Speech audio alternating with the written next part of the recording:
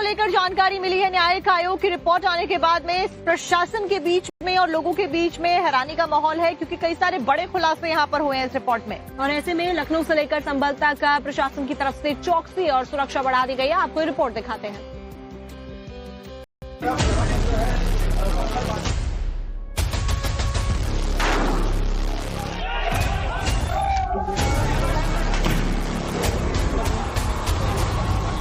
संभल हिंसा पर न्यायिक आयोग की रिपोर्ट सामने आने के बाद साजिश के कई सूत्र अब खुल रहे हैं। ऐसे में सांसद वर्ग के इलाके में भी सन्नाटा पसरा हुआ है। संभल हिंसा के लिए बनी जांच आयोग की रिपोर्ट ने चौंकाने वाले खुलासे रखे हैं और इन खुलासों के बाद सनसनी मची हुई है उत्तर प्रदेश की राजधानी लखनऊ में, जहां गृह विभाग लगातार बैठकें कर रहा है।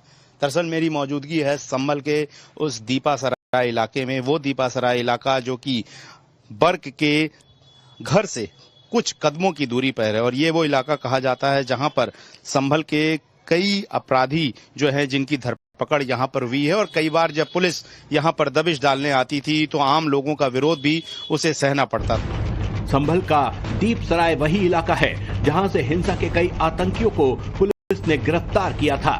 न्यायिक आयोग की रिपोर्ट में ये भी सामने आया है कि इलाके में कई मदरसे आतंकी फैक्ट्री के तौर पर काम कर रहे थे।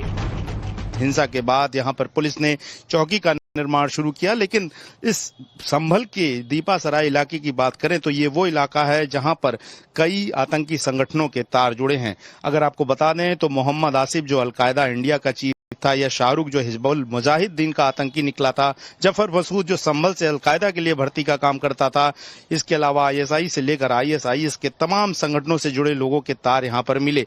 और कहा जाता है कि इन सभी इलाकों में कुछ ऐसी भी जानकारी न्यायिक जांच आयोग को मिली है जहां पर मदरसों में कुछ युवाओं को रेडिकलाइज करके, ब्रेन वॉश करके उन्हें आतंकी संगठनों में शामिल करने के लिए भी उकसाया जा रहा था।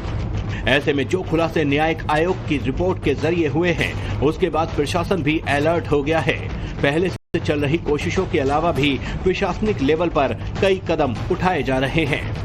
यहाँ पे हमारी पीएसी की बटालियन भी आ रही है और भविष्य में अभी यहाँ सिटी मजिस्ट्रेट का पद भी आ गया है। यहाँ सिटी मजिस्ट्रेट नियुक्त हो गए हैं। तो प्रयास ये है कि सब लोग यहाँ सुरक्षित अनुभूत करें। और तीसरा काम हमने किया, सेफ सिटी प्रोजेक्ट के अंतर्गत हमने खूब सारे कैमरा लगाए, लगभग 500 से अधिक कैमरा हमारे यहाँ लगाए गए हैं। रिपोर्ट की माने तो संभल हिंसा के जरिए गजवाए हिंद का मंसूबा रचा गया था। हिंदुओं के सफाई का पूरा प्लान बनाया गया था।